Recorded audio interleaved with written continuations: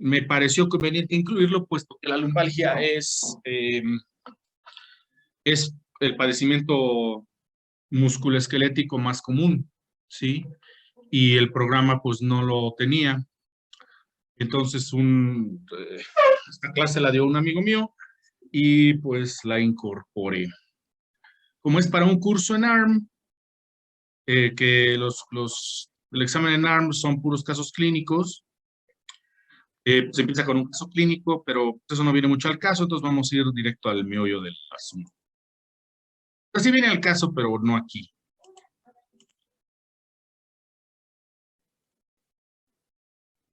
A esta imagen volveremos al rato. Ya está también. Ok. Entonces, el dolor lumbar es el padecimiento musculoesquelético más común. Se estima que más o menos el 80% de la población presentará un episodio en su vida. Seguramente ya varios de ustedes lo han presentado. Yo lo he presentado de intensidad variable, algunas veces ha sido demasiado intenso, otras veces nada más es una molestia. Yo he conocido amigos que los ha incapacitado, o sea, para realizar sus actividades. Tiene diferentes causas, y aquí vamos a ver las causas principales por orden de gravedad. Ajá. Y las causas más comunes, o sea, bueno, puede haber cualquier causa. Yo ayer o antier les enseñaba la radiografía de el PET de mi papá, que tenía un tumor ahí en la costilla y luego le agarró la columna. Entonces, en ese caso, ese era el motivo del dolor. Pero esa pues no es una de las causas comunes. Las causas comunes son estas que vamos a ver. La causa más común es lumbalgia mecánico-postural o mecanopostural. Ajá. O postural nada más, ¿sí? O postural nada más. Más o menos el 70-80% de la población presenta un episodio en su vida. Es una de las causas más comunes de consulta. En traumatología es la causa más común. Es un dolor lumbar puro que no tiene irradiaciones a los miembros pélvicos. A la irradiación a los miembros pélvicos o a que se acompañe con parestesias o alteraciones de la fuerza muscular, se le llama sistematización. Entonces, esta lumbalgia es un dolor lumbar sin datos de sistematización. Es un dolor lumbar puro. Un dolor lumbar puro en la región baja del abdomen, arribita de las nalgas. Donde empiezan las nalgas, eh, es el hueso sacro. Arribita está L5 y arribita está L4. Y L4, L5 y S1 son los niveles vertebrales que más duelen, ¿sí? Porque pues ahí se dobla la columna, o sea, ahí está la curvatura de la nalga. Entonces no hay datos de sistematización. Aproximadamente el 80% mejora dentro del primer mes con tratamiento o sin él, ¿sí? O sea, la mejora es espontánea ya que pasa el periodo inflamatorio. Obviamente, pues el paciente acude a la atención para que se le dé algún medicamento y con eso se reduce el tiempo de recuperación, pero más o menos es al primer mes que ya el dolor se baja por sí solo. Con medicamentos tarda más o menos una semana en quitarse lo intenso y unos 15 días en ya ser imperceptible. Tiene buen pronóstico funcional, o sea, esto pues no, cuando es puramente mecánica, no se piensa que pueda haber alteraciones de la función, o sea, que la persona va a poder continuar con su vida de forma normal. Y bueno, aquí mi cuate le puso esto, pero esto no es cierto, ¿sí? Dice que hay poca posibilidad de recurrencia, o sea, que no es probable que pase otra vez, pero pues eso es una falsedad, ¿sí? Porque el dolor es mecánico y postural. Mecánico se refiere a que es por movimiento. Ajá. El movimiento que más causa dolor lumbar es el simple hecho de estar parado moviendo el cuerpo de uno, sobre todo los que estamos pasados de kilos, ¿sí? Pues el simple hecho de estar de pie moviéndonos, ese esfuerzo ya causa dolor. Entonces, a menos que uno baje la panza, pues va a tener eso. Otra cosa es, personas que tienen dolor mecánico postural, también lo tienen por el tipo de trabajo que hacen. ¿Mm? Ya sea trabajo, pues, por ejemplo, de albañil, o que trabajen en una tienda y tengan que cargar cosas, y acomodarlas, o simplemente el quehacer, ¿sí? O simplemente el quehacer en la casa, el trapear, barrer, por la posición que uno agarra al trapear y barrer, o sea, porque uno no barre y trapea así, ¿no? Tarara, tararararara. No barre uno así, ¿verdad? Se inclina uno un poquito. Y eso es malísimo, el estar inclinado. ¿Mm? O luego para lavar los trastes, pues también se inclina uno, ¿sí? Y eso, pues, eso duele. Y otra cosa es la postura. Habíamos hablado de las posturas y aquí muchos dijeron, es que yo no puedo dormir, porque tengo que dormir de boca abajo y la madre, no sé qué. Es difícil cambiar las malas posturas, ¿sí? Es difícil aprender a sentarse bien. Yo ahorita no estoy bien sentado. Ahorita no estoy bien sentado, ¿sí? Pero es difícil tener una buena postura. Y más, por ejemplo, cuando uno está en este negocio.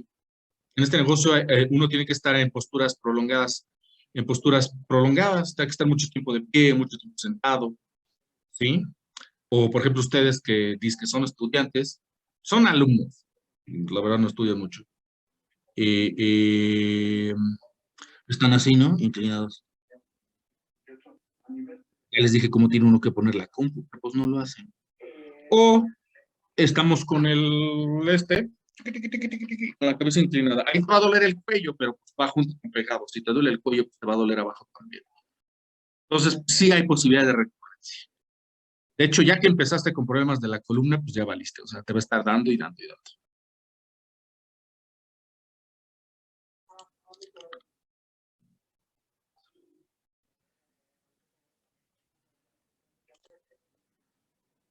Entonces, no, pues aquí le falló al Jeremy. No, no, sí hay posible recurrencia. Pues que no mames. ¿Ah? ¿Cómo se va a diagnosticar? ¿Qué se hace? Pues una exploración física. Ya les expliqué cuando tuvimos la clase de propedéutica cómo es de exploración más o menos. Y con radiografías simples, ¿no? O sea, una simple radiografía AP y lateral de columna lumbar. ¿Sí? AP y lateral de columna lumbar. Algunas veces se piden oblicuas, algunas veces se piden dinámicas. Dinámicas son en flexión, o sea, con el paciente un poquito agachado, en extensión, con el paciente doblado hacia atrás, así medio sacando la panza, ¿no?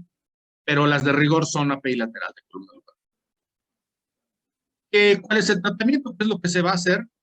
Pues medidas de higiene de columna, que ya les dije cuáles son. La higiene de columna no es que se laven bien ahí donde les dije, no, ¿sí? Sino que tengan posturas adecuadas. Ya les expliqué cómo es eso, que tengan posturas adecuadas, que tengan un colchón adecuado, que tengan una silla adecuada, que si su trabajo es hacer esfuerzos, pues que usen una faja o que se ayuden con las piernas, todo eso que ya dijimos. ¿Mm? Medios físicos es aplicarse compresitas ya sean calientes o frías en la región que duele, dependiendo de lo... Al principio es frío, al principio se pone frío para bajar la inflamación los primeros 2 días y ya después con el calorcito ayuda a que se relajen los músculos y eso ayuda. Ujú. Porque el dolor lumbar mecánico postural es un dolor muscular. Supongo que ustedes lo habrán sentido alguna vez. Ujú. Que, por ejemplo, estuvieron agachados mucho rato y luego se paran y sienten un tirón ahí. ¿Sí han sentido cómo?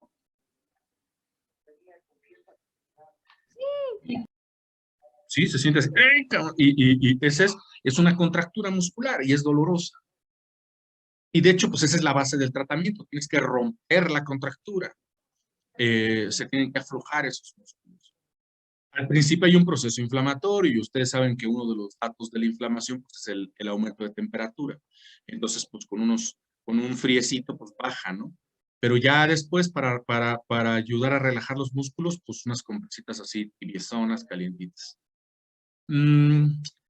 Se puede mandar a rehabilitación, pero aquí más bien la rehabilitación es pensando a futuro. O sea, hay que decirle al paciente, no, pues póngase a hacer ejercicio, hay que bajar esa panza, métase a nadar, cómprese una bici, correr no. Haga estos ejercicios. Ahí nosotros en el consultorio tenemos hojas con ejercicios para que ellos hagan. Haga estos ejercicios y pues bueno, ¿no? Eso es más bien, o sea, no tanto mandarlos a rehabilitación, sino que haga eso él en su casa. Y medicamentos, AINES, por supuesto, antiinflamatorios, no esteroideos, cuidando, tratando de elegir los que tengan menos efectos secundarios. Los AINES tienen 4 efectos secundarios, 4. 4 efectos secundarios nocivos, 4. ¿Cuáles son? Cardiovascular, gastrointestinal. No, espérate, oye. ¿Cardiovascular qué? Renal. ¿Eso es cardiovascular? Ah, bueno, en el que aumenta la presión. Ajá, aumenta la presión. Un AINE aumenta la presión más o menos 10 milímetros de mercurio. Los médicos generales son muy dados a dar 2 AINES juntos. Dan así como diclofenaco y naproxen. No, no. 1, no sirve. Los AINES, ya que entró un AINE en los receptores en la célula, ya no puede entrar otro. Ya no puede entrar otro. No tienen un efecto sumatorio. O sea, si ya te empujaste un diclofenaco, puedes agarrarte una caja de naproxenos y empujártela también, y no se te va a quitar el dolor ni tantito más. Si ya te empujaste un diclofenaco, esperas 12 horas antes de empujarte otro. Entonces, no deben usarse 2 AINES juntos. La combinación chida es utilizar un AINE como diclofenaco, por ejemplo, que es el más común. Un AINE con diclofenaco, el famosísimo, omnipresente, omnipotente, la panacea de la medicina. Paracetamol.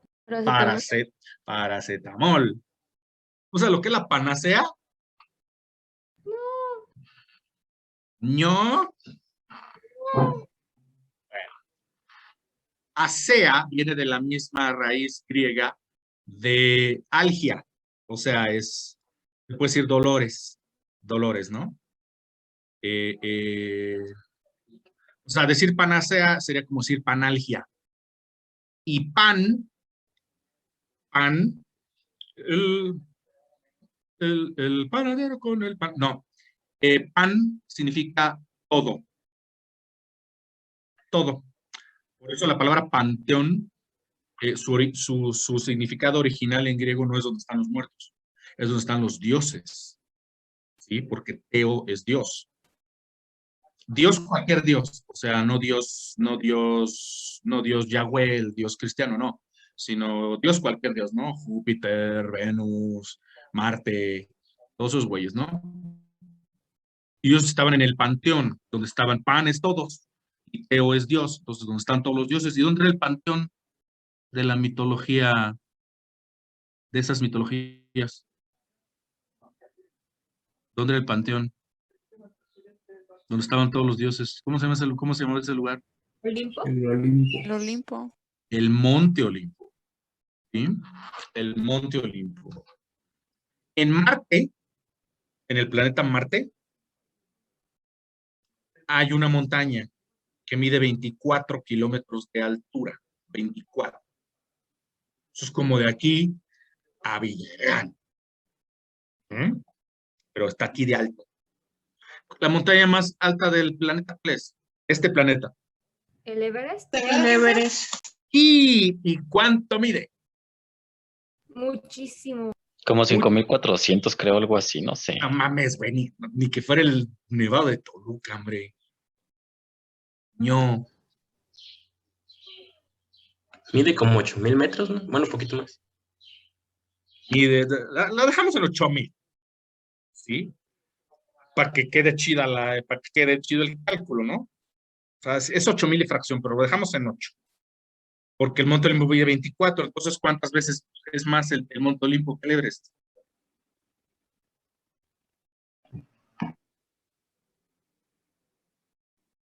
No, en ¿Serían matemáticas. 3 veces más? Sí, no sabes matemáticas, cabrón. De veras. 3 veces más alto el Monte Olimpo y está en Marte. Luego, también la Tierra, acuérdense que la Tierra no es plana, también tiene hoyos.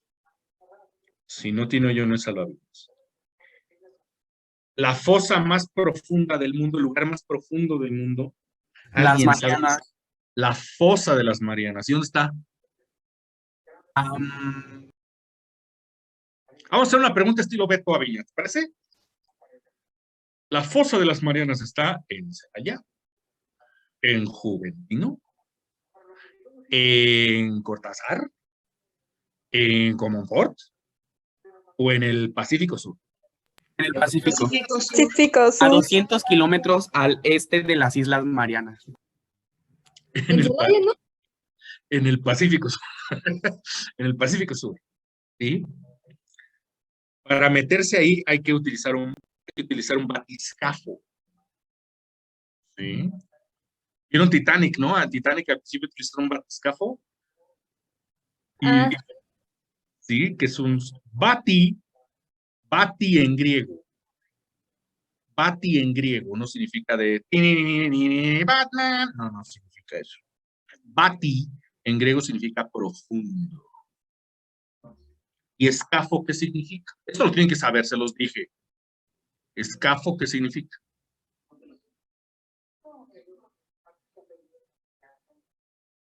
Era una parte del barco, ¿no?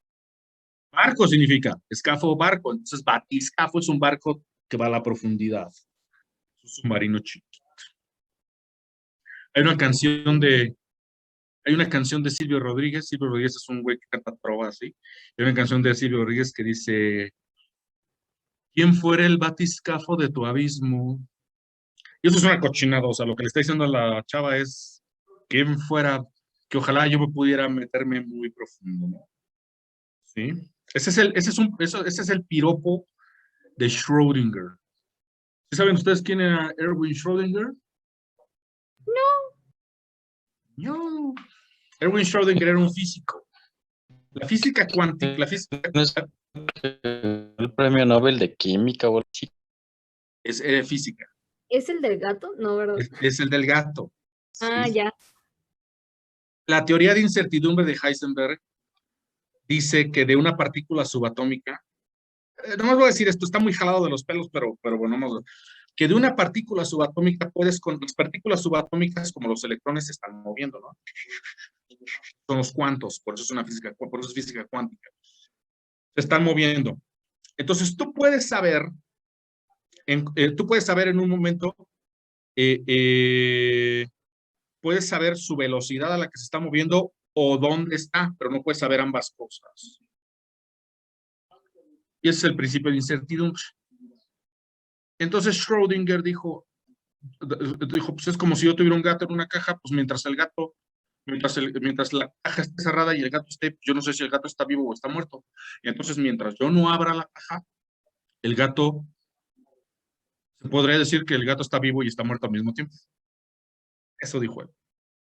Entonces, cuando decimos de Schrödinger es una manera de decir que una cosa puede ser dos cosas opuestas al mismo tiempo. Entonces, ¿quién fuera el batiscafo de tu abismo? Es como el piropo oculto, porque no cualquiera sabe lo que es un batiscafo, y es el piropo guarro al mismo tiempo. O sea, ay, mamacita, ¿quién fue el batiscafo de tu abismo? Y estás diciendo una cochinada, pero lo estás diciendo de manera elegante. En fin. Entonces, para meterse ahí en la fosa de las Marianas se utiliza un batiscafo. ¿Cuánto mide la fosa de las Marianas? ¿Qué tan profunda es? Como Muchísimo. 2,500 kilómetros, ¿no? 500 kilómetros. Digo, ay, un tonto. Vamos a hacerle estilo Beto Aviña. 3 metros. 10 metros. ¿100 metros? ¿O 11,000 metros? 3 metros, ¿no? 11,000. 11,000. Entonces, ahí cabe enterito el Monte Everest. Y todavía sobra espacio.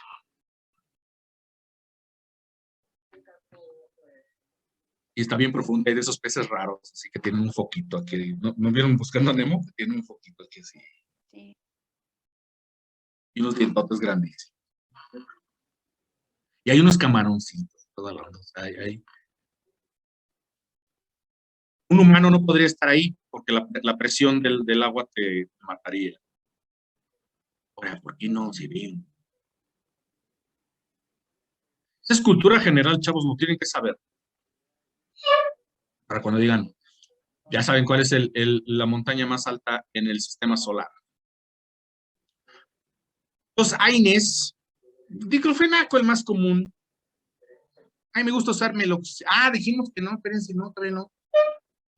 Todavía no. 4 efectos. Presión. También puede causar infarto. Ajá, por lo mismo, porque Ujú. la presión alta causa infarto. Otro, Úlceras. úlceras gástricas. Gastritis. Espérate, güey. Úlceras gástricas. Esto es porque inhiben, ¿qué? ¿Qué inhiben? Creo que las prostaglandinas, creo. Y en particular la enzima.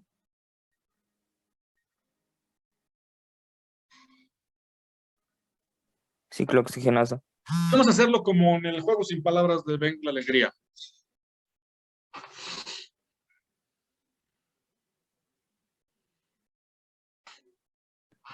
Cox. Ciclooxigenasa. Y hay 2 tipos. Sí, COX-1 y COX-2. Sí, estos agarran parejo. Si se inhibe la COX-1, se disminuye la producción de moco gástrico. El moco gástrico protege al estómago del ácido que produce el estómago. ¿Qué ácido es el que produce el estómago? Clorhídrico, ¿no? Ácido Ácido clorhídrico. clorhídrico. Ese ácido puede deshacer metal. Ajá. De hecho, esa es la prueba del ácido. ¿Alguna vez has escuchado esa expresión, la prueba del ácido? Bueno, es una expresión. Así como cuando dicen el azul, el Cruz Azul tendrá que superar la prueba del ácido. Pues así como que ahora van a tener que demostrar que sí pueden y no van a poder. Digo, la otra vez tenían 4 ceros. No, con sus ceros están ilusionados. En fin. El oro, que es muy valioso. El oro, que es muy valioso. A lo largo de la humanidad ha habido gente que ha tratado de falsificarlo. Entonces, para saber si era oro de ley, como dice Luismi, lo que hacían eran agarraban el oro y lo sumergían en ácido clorhídrico. Si no se deshacía, sino al contrario salía más brillosito, pues sí era oro, porque otros metales se deshacen. Uh-huh. Entonces, la COX-1 es la que hace que el estómago produzca moco. Y hay antiinflamatorios que solamente inhiben la COX-2, entonces no tienen esa alteración. Como por ejemplo el Celecoxib, que creo que una vez lo mencionó alguien por aquí, o el Meloxicam, que se utiliza mucho, yo es el que utilizo más, Meloxicam. Ese es COX-2. Entonces ya vamos 2 efectos. 3, Insuficiencia renal. insuficiencia renal. Uh-huh. No es inmediata, es en consumidores crónicos, la gente que lo ha tomado unos 15, 20 años. No es luego. Ajá. Por ejemplo, una persona de 60, 70 años que le está doliendo la espalda desde que tenían 40 o 50. Ajá. Y finalmente,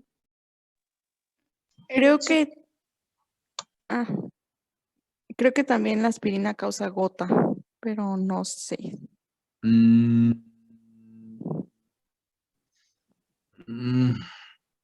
por lo del riñón y todo eso, pero no, el efecto que falta, o sea, sí, pero no. Vamos hablando de los 4 efectos. ¿Erupciones? ¿Perdón? ¿Las erupciones? Ahorita que mencionó aspirina, ¿para qué le dan a la gente aspirina? Que no le duela nada. ¿Para qué se la dan? Para evitar algún trauma. Es anticoagulante. Los AINES son antiagregantes plaquetarios. Entonces, si una persona tiene algún problema, por ejemplo, una úlcera, que son sangrantes, pues encima de la úlcera, con el medicamento, la sangre se le va a hacer más aguada y va a seguir sangre y sangre. Sí, entonces esos son los 4 efectos comunes. Entonces, los AINES no deben utilizarse de forma rutinaria, solamente en el periodo agudo, ¿no? Y lo que se debe dar es relajantes musculares. Dije que hay contractura muscular, hay que romper la contractura. Si no rompes la contractura, nomás te estás haciendo como el tío Lolo. Relajantes musculares. Supongo que ya les hablaron un poco de eso, como el metocarbamol es el más común, metocarbamol, orciprenalina. ¿Cuál es el problema? ¿Cuál es el efecto secundario principal de los relajantes musculares?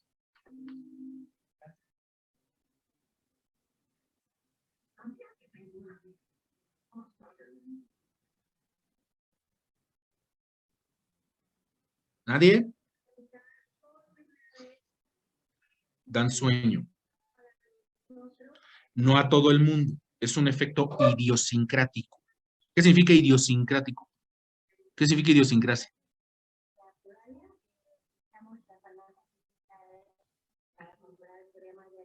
¿Mm? Es una palabra en español. ¿Qué significa? No es que es muy característico de algo. Es muy característico de una persona o de un país. ¿Sí? Por ejemplo, luego hay publicaciones en el Facebook que dicen, la cultura mexicana es voltear a los 2 lados cuando cruzas una calle, ¿no? Entonces, esta es nuestra idiosincrasia, porque aquí la gente se mete en las calles como que chingón, ¿no? Pero también hay idiosincrasias personales. Por ejemplo, pues hay gente que está acostumbrada porque así se hicieron en sus casas, hay gente que está acostumbrada a irse encuerando y dejan su ropa tirada por todos lados. ¿Sí? O cosas del baño, cosas así. Esto, bueno, pues ahorita ustedes no están viviendo eso porque pues, no están estudiando, pero cuando eres foráneo y vives en otra casa con otros foráneos que tienen otra idiosincrasia, pues siempre genera conflicto. Entonces, idiosincrático es que se puede resumir como que es la forma de ser de cada quien. Entonces, no es como los del efectos de los AINES que son universales. A todo mundo que le des un AINE se le va a subir la presión. A todo mundo que le des un AINE 20 años le vas a fregar el riñón. Pero los relajantes tienen un efecto idiosincrático de dar mucho sueño. A la gente que le da sueño, le da mucho sueño. Es un sueño incapacitante, o sea, no pueden hacer nada, están así todo. Y a las personas que no les da, no les da. A mí no me da. No me puedo empujar el frasco entero, ¿no? Pero, por ejemplo, Juan sufre del estómago. Hoy no tanto porque antes estaba más centrado en kilos, pero se puso a hacer bicicleta.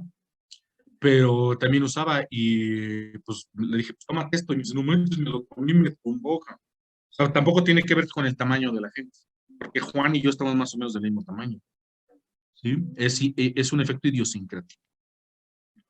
Pero a la gente que le da sueño, le da mucho sueño, o sea, incapacitante, así de que si se sube un carro es un peligro. ¿Sí me entienden?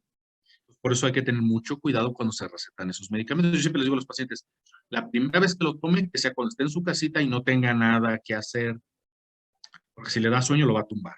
Incluso yo tengo amigos que utilizan los relajantes musculares como pastillas para dormir.